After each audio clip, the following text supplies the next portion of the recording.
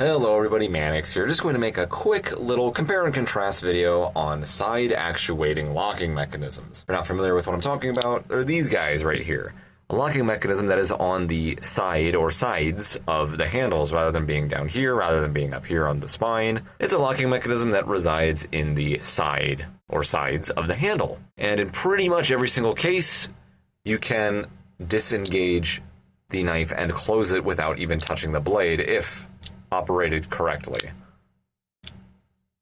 This is an Ozark Trail AXIS Lock folder. I think it's the 7072 or something. I forget what the model number is offhand, but I currently do not own a Benchmade knife with an AXIS lock, but this essentially is the exact same locking mechanism. It's just their stolen version of the Benchmade AXIS lock. Essentially, we just have a tempered steel pillar right here, which is wrapped around by some springs, torsion springs, whatever you want to call those. You can't really see the springs, but you can see the cutouts in the stainless steel liners where they reside in. They're attached to this pillar, and whenever you let go of it, the tension drops it back into place on the roof of the tang of the blade down there, which is preventing negative force from closing it. That's force going on the spine, just like all locking mechanisms are supposed to do. And the stop pin right there, the pillar we see on the left, right here, stops the blade from positive force. Very simple, and because the lock is not on the spine or within the channel where the blade would normally reside in when it's in the closed position, you can safely disengage it, close the blade, and even open the blade without even touching the blade. As soon as AXIS locks came out by Benchmade all those years back, they were like the coolest thing ever, from what I hear. I wasn't exactly old enough to really witness and take that all in, but very fast, very versatile, very strong locking mechanisms. Yes, they outperform the strength of liner locks. Liner locks are pretty much bottom of the barrel cheap. There's nothing wrong with them. They're just very simple, very cheap locking mechanisms, generally speaking.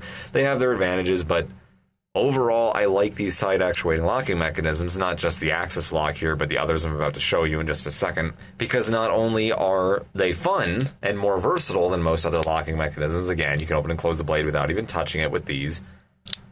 You don't have to worry about your fingers getting cut. You don't have to touch any locking mechanism down here where the edge would normally come into contact with you possibly, or on the spine locking mechanisms like the lock back or the cold steel triad lock.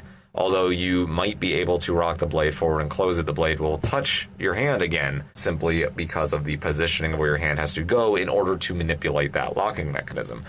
But again, with the side actuating locking mechanism, the space is cleared. And if that wasn't enough, yes, they're very, very strong. I would like to see more head-to-head locking mechanism comparison videos, but it's very difficult because it's so subjective. Even one locking mechanism, even if it's the exact same style locking mechanism, can be manufactured completely differently than another. Some are going to be way weaker, some are going to be way stronger.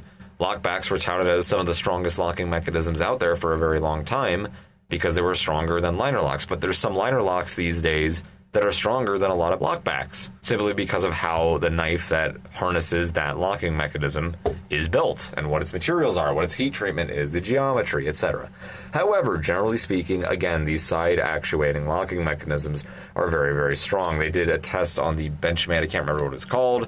There's a smaller little Benchmade AXIS lock. This is a while back, but that was holding hundreds of pounds. I want to say 5 or maybe even 600 pounds. Granted, that was not a shock test. That was a strength test, but still, that's pretty impressive. You could put all that weight on. Even 3 dudes could hobble on top of each other and try to disengage the locking mechanism, and it still probably won't. They're not very expensive to manufacture either. This knife costs $6 from Walmart, and it's got that AXIS lock in there. So now let's look at a couple others. Right here we have the Spyderco cage ball bearing lock. From far away, they don't look too much different. Maybe it's just the color that's different, but the way this one functions is quite different, actually. It's more simple, I want to say, than the Benchmade AXIS lock up here. If you look very closely, you see that little spring that's wrapped around the cylinder, the plunge, whatever you want to call this pillar right here, that's locking our knife. You can see very closely right there, it's sticking out. That is coiled on there, holding on it, and it's constantly pushing it forward. This is similar. We also have a spring pushing it forward, but instead it's a regular coil spring. You can see that a little bit more clearly here. It's attached to this piece down here where the screw is in. and it's constantly just shoving itself forward. There's pressure constantly going forward with that spring. Inside of this FRN piece you're seeing right here, the black plastic looking device, inside of it actually is a stainless steel ball. If you look very closely, that shiny piece all the way down there, that is the ball bearing, pinching itself in between the top of the tang of the blade and the bottom of the stop backspacer right here, or stop bar, whatever you want to call that. So essentially it's the same thing, only we have a slightly different method of what is pushing the locking mechanism forward. Right here we have a thin spring that's wrapped around it, and then this right here we have a coil spring just shoving forward, just like all coil springs do. Same concept. This one's much more better executed than the last knife we were just looking at, the Ozark Trail, but this is about a $130 knife. That one's a $6 knife. So, but again, same exact deal. The space is cleared where the blade would go. Very fast, very strong. I've never seen a head-to-head comparison video of the Spyderco cage ball bearing lock and the Benchmade AXIS Lock, so I'm not really sure which one exactly would be more strong. I would imagine this one would be a little stronger just because that more simple design and that spring wrapped around right there, but what do I know? Pretty much the same thing. We just have a different style of piece that your fingers would touch when you're trying to disengage it or open it. Next up, we have the SOG Arc Lock. Now this one looks a little bit more different than the other two, I think. Again, from far away, it just looks like another side-actuating locking mechanism. But actually, you might see a second pin right here. So not only do we have our stop pin, we have a pin that this locking mechanism pivots on. It is a pivot pin, technically speaking. This one you can also see the internal mechanics a little bit better. We have another spring system in there. It's the same type of spring that you see wrapping around this piece right here, the locking mechanism, same exact type on our Benchmade AXIS Lock, constantly pulling the guy forward, or pushing it forward. This one just happens to be on a separate pin where it sort of pendulums based on what position the blade is in or how much you have disengaged it. So functionally, it's almost exactly the same, actually, as the Benchmade AXIS Lock, only instead of we have sort of like a freely moving pillar right here with the springs, we have the pillar that pendulums or pivots back and forth coming from what looks like a separate pin. It's not separate, it's the same piece screwed into here, but just by design, it sort of has a pendulum-like effect to it. Everything else is pretty much exactly the same as the Benchmade AXIS Lock right here. And finally, a blast from the past, the Cold Steel Ultra Lock.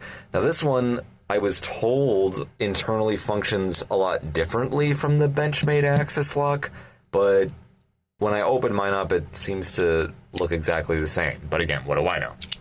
Same exact concept. We have a pillar right there of steel that has a spring hooked around it, putting tension on it. Now, one thing I can say that could be different, I suppose, is that the Ultra Lock resides inside of the tang, inside of the blade, versus the AXIS Lock is exposed.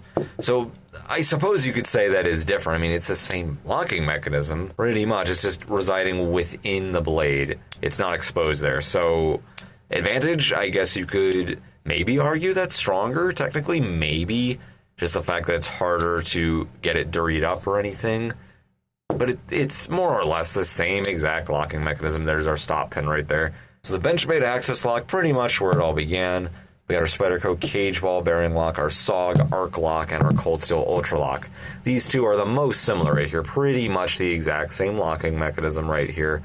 The Arc Lock works almost exactly the same as well, but we have a slightly different shaped piece right here that pendulums rather than just vertically pulls back and pushes forward. And then we have the Spyderco cage ball bearing lock, the most different of all of them. The most simple of all of them, I would argue. A metal piece, it's not a pillar, but it doesn't really matter what the shape is so long as it matches up with the geometry of the blade. Tempered steel ball bearing inside of the FRCP or FRN, whatever that is. Material, housing, the cage, and it seems to be attached to a coil spring. More or less, all of these work pretty much exactly the same. As far as strength is concerned, I can pretty much guarantee you they're all going to be very comparable, if not almost completely identical. It's just really up to preference. What style housing on the outside of it do you like to open and close? Mostly how much your fingers enjoy that, I suppose. Man, I love how fast these things are. Look how fast it is. We got a 5-inch blade on this SOG Spec Elite 2 right here. No wrist movement needed. So impressive, very impressive locking mechanisms. I love how simple they are. I love how you can open and close the blade without touching it. Of course, that's the fun fidget factor everybody knows about. And they're all ambidextrous. Yep, every last one of these suckers is ambidextrous. I don't know why we don't see more side actuating locking mechanisms. Can you, right now watching this, can you leave a comment? Can you tell me if you know of any downsides to these side actuating locking mechanisms? I cannot think of a single one. I wish these were on all knives. I absolutely love these things. They're very strong, fast, simple, ambidextrous, and fun. Who doesn't like all of those adjectives? Thank you so much for watching. Max out.